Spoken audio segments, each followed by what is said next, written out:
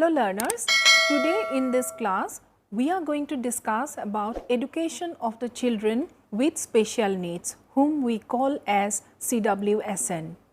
A group that forms a very important part of equity issues at the elementary level is the children with special needs. You may have encountered in your classroom children with mild disabilities like locomotor disability, visual impairment, hearing impairment, lower level of intellectual functioning and deficits in adaptive behavior.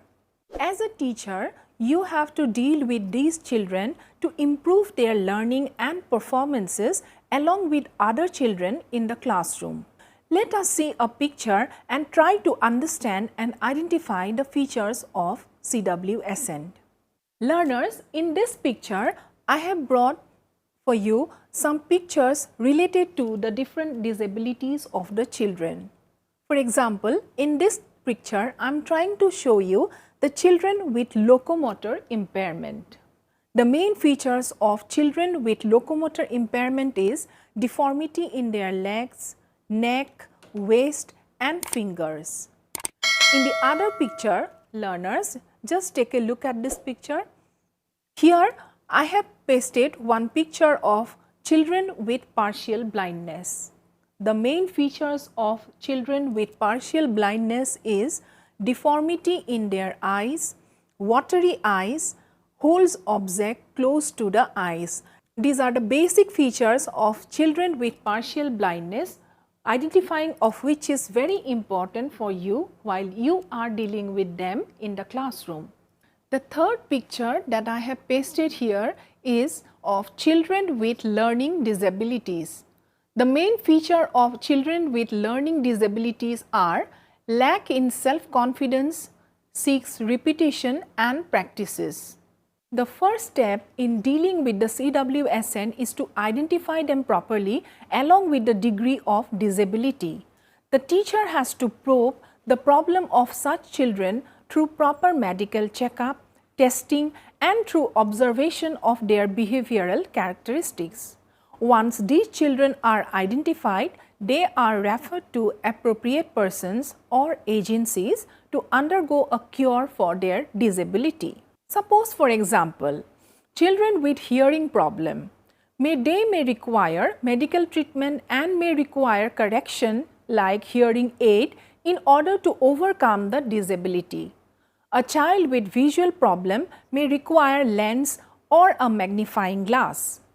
A child with locomotor disability may require crutches or a wheelchair to move around or some mechanism for adjustment of hands for writing. The curative and corrective measures are accompanied by adjustment in curriculum and classroom transaction with the objective of making the curriculum accessible to such children as to the other children. The provision that can be made in the classroom or school is to promote learning of such children which are mentioned here. Suppose for the children with locomotor impairment, it is essential for you to accept such children in your class, ensuring that no critical comment on their disabilities is given by anybody in the class. He or she should be involved in all learning activities as an equal partner with his or her peers. It may be ensured that they have adequate opportunities to participate in the games, physical activities and recreational activities at their level of functioning. In the classroom, suitable adjustment in view of the disability may be made in seating arrangement. The arrangement need to be such as not to create any physical hindrance to the child. In the assessment of performance of these children, particularly for grading or marking their disability, needs to be given due consideration. For example, if they have difficulty in writing, they may be provided with extra time if necessary. Oral testing may be used here. In some areas, they can record their answers on audio cassettes too. Now, children with visual impairment. These children are identified very easily. These are also partially sighted children. The vision of some of these children can be corrected through lens, but some can read only large printouts. Some may require magnifying glasses to read. Some children may have restricted field of vision. It is necessary to identify such children and refer them to the hospital for an eye checkup, inform the parents and provide special help as mentioned below towards their education. Let us look at what we can do for them. You need to adjust such children in front rows so that they can read from the blackboard with ease. You need to write in bold letters which are legible. Repeat. You need to write in bold letters which are legible and read aloud what you are writing on the blackboard.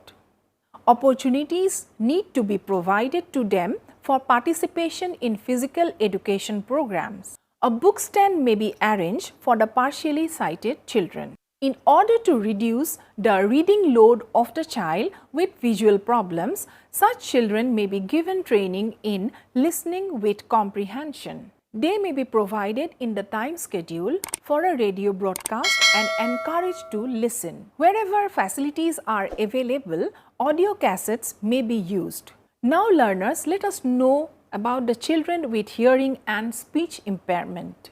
Some children have hearing difficulties and some have difficulty in speaking. Children with hearing problems may also develop speech problems.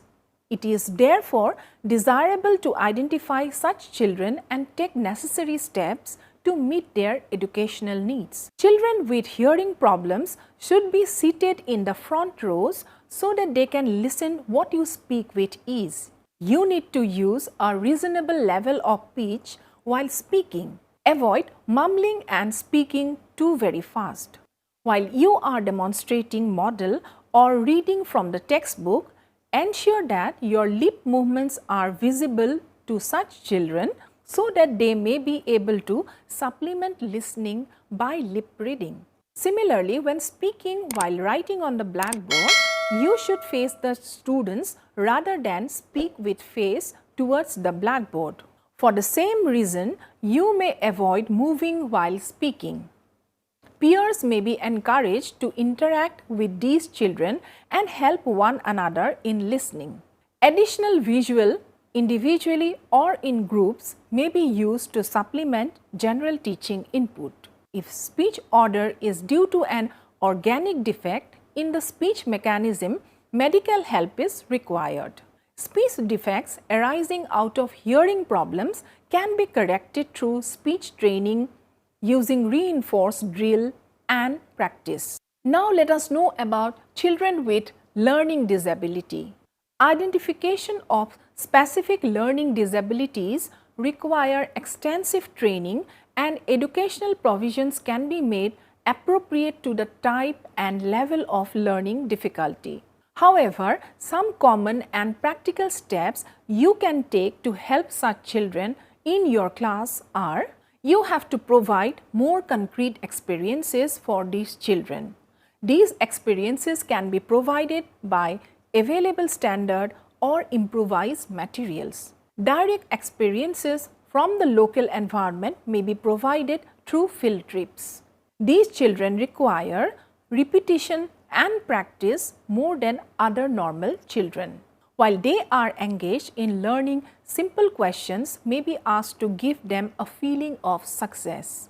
The learning task has to be presented in small steps and their attention needs to be drawn to improve points of the learning task because they have comparatively very small attention span. Immediate reward in terms of verbal or material reinforcements should be the watchword for these children. These children need to be provided with training on communication skills through practice in social situation.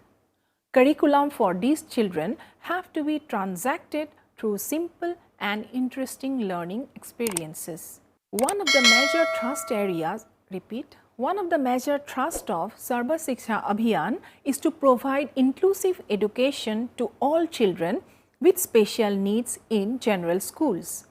Sarva Shiksha Abhiyan ensures that every child with special needs, irrespective of the kind, category and degree of disability, is provided quality inclusive education in the general schools along with the normal children. It also supports a wide range of approaches, options and strategies for education of children with special needs. This includes special training in the form of school readiness program for CWSN, education through special schools, home schooling and community-based rehabilitation. The ultimate aim would be to mainstream all CWSN in neighborhood school. So, dear learners, I hope by now you have learned at least a little bit of the CWSN, their characteristics, their features and the educational provisions accordingly that we have to make for them. That's all for today. See you in the other class. Thank you very much.